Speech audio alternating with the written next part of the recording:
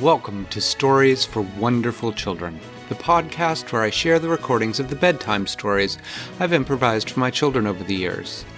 I'm Dan Wendelin, your host and storyteller.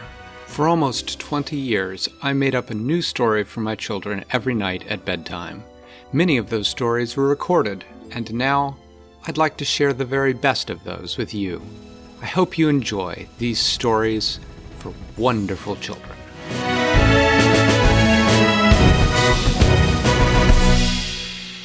Once upon a time, there was a little girl. She was not a very nice little girl. She almost never did what her parents asked her to do, and she tended to do mean things. She would push other children. She would yell and call them names. She would not respect other people's things. She would ride other people's bicycles without asking them. She would dress and undress their dolls without asking them. She would never be careful with them and would break them. Well, this little girl's name was Ellen. But no one called her Ellen because she had long, curly blonde hair, sort of a golden color.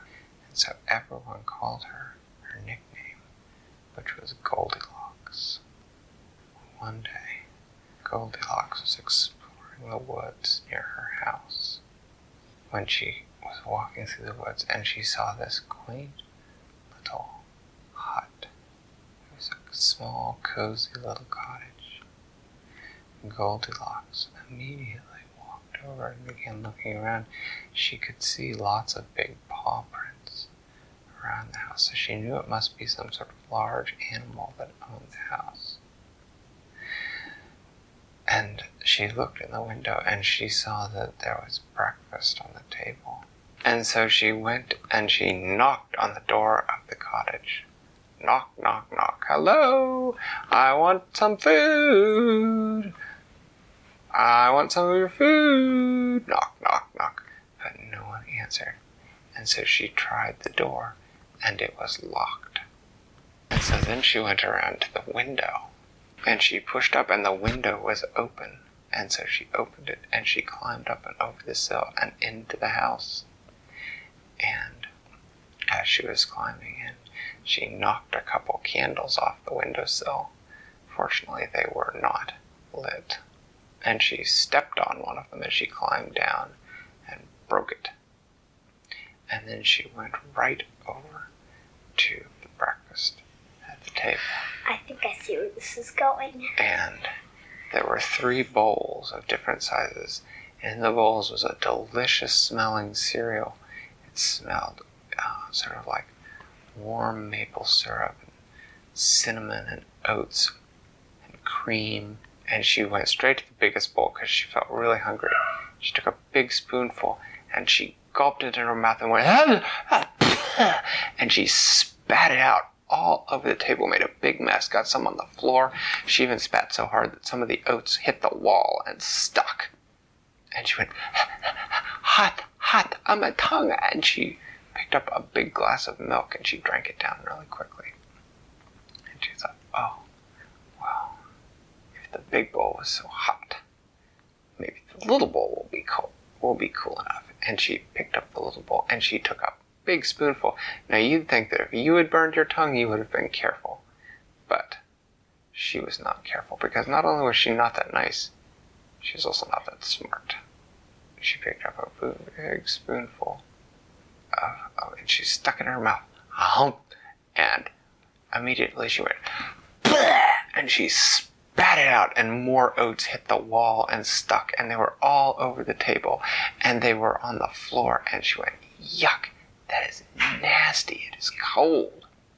And so then she went right over to the medium-sized bowl, and she figured that that would be good. And so she picked it up, she ate a big spoonful and went, that's more like it. And she ate it up, till there was nothing left, and then she drank all the milk from that place too. Well, she stretched. She was feeling good now. Her tummy was full and she was feeling happy. And something in sort of the back of her mind, some little voice in the back of her mind was saying, you know, you really shouldn't be here. This house belongs to some big animals and the door was locked, and they wouldn't want you here. You really ought to leave now, but Goldilocks, as I mentioned before, was not the brightest of little girls. And she was not nice, and she figured as long as she was here, she might as well explore and see what was worth doing and whether there was anything worth taking in this cottage. So she walked around the kitchen. She didn't see anything else that looked like it interested her. Then she walked into the living room, and there were 3 rocking chairs. Goldilocks did not have a rocking chair at home, and she thought that she might just like one. So she got into Papa's automatic. She got into the big rocking chair. She got into Papa's automatic rocking chair, and she switched it on, and immediately turned it off after being rocked so hard that she fell out. And then she tried to get into the smallest rocking chair, but when she sat on it, it broke. And so then she got into the medium-sized rocking chair, and she rocked, and she thought that that one was just right. And so then she took it, and she tried to push it out the window, and she pushed and shoved until she got it out, and it fell to the ground. She figured when she left, she would take it with her. Well, then she went back to finish exploring the cottage, even though there was that little voice in the back of her head was telling her, "You shouldn't be here. They're gonna come home, and they're not gonna be happy." And she went into the last room in the cottage, which was the bedroom, and there were 3 beds, and she stretched it. She thought, all that eating and rocking has made me so tired. Was that a real yawn? Was that a real yawn or a yes, big one? that was a real yawn. She said, "I could do with a little nap." And so she climbed into the biggest bed. And she immediately climbed back out. She said, "That bed is hard. Who would want to sleep there?" And so she went down to the medium-sized bed next, and she laid in that, and it was so soft. She sunk way in, and she didn't like it. She said, "Oh, that bed's too soft." She climbed right back out, and then she lay down in a little bed, and it felt just right. Not too hard, not too soft, just long enough for her. And she said, "I'm just going to close my eyes for just a minute." And she pulled up the covers. Yep, and she pulled up the covers, and she snuggled down under the blankets, and she drifted off to sleep. And even though she thought that she was just going to close her eyes for a minute, she slept for quite some time. And sometime during that period of time that she was asleep, into the clearing there stepped 3 bears. A big, strapping Papa Bear, a lovely, lovely Mama Bear, and their precious little baby bear who they loved dearly. And the first thing they saw when they stepped in the clearing was Baby Bear said, "Mama, why's your rocking chair on the front lawn?" And Papa Bear looked, and he saw the open window, and he said, "I think we've been robbed." And he quickly went and he got the key to the door, and he threw the door open, and they rushed into the kitchen. And Papa Bear said, "Someone's been tasting my porridge and drank all my milk." And Baby Bear said, "Mama and Daddy, someone's been tasting my porridge." And Mama said, "Someone has eaten all my porridge and drunk all my milk, and now I shall have no breakfast at all." And they looked around, and they quickly rushed past the broken candle at the window, and they rushed into the living room, and they looked at their chairs, and Papa Bear looked at his chair that was still rocking violently back and forth, and he said, "Someone's been messing with my chair." And Baby Bear went over and he said, "Someone broke my chair, Mama and Daddy, someone broke my chair."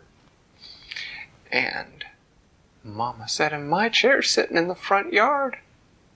"Oh, Papa, who would do this?" And they then heard a sound from the other room. The sound sounded like this.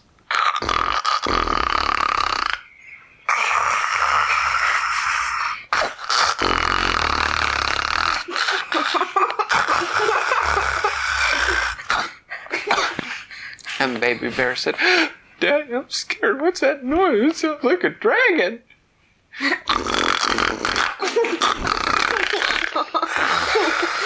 And Mama said to Papa Bear, she said, honey, I'm a little worried. That sounds like some sort of vicious beast. And Papa Bear said, stand back. And he tiptoed over it, and the bedroom doors drifted open. The noise got louder.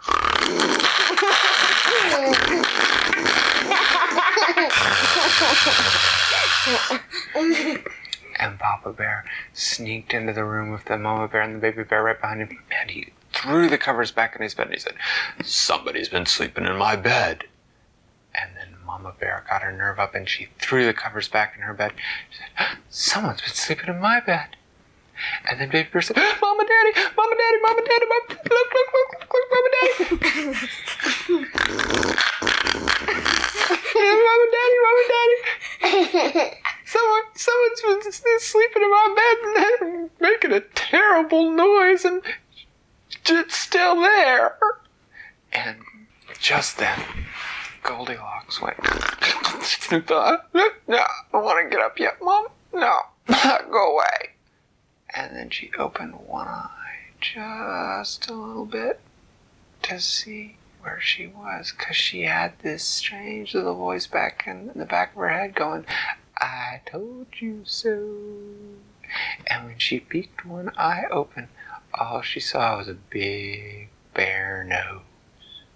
About this far from her face. Not that far, just a big fuzzy bare nose. And her eyes popped open and she went, and she made a run for it.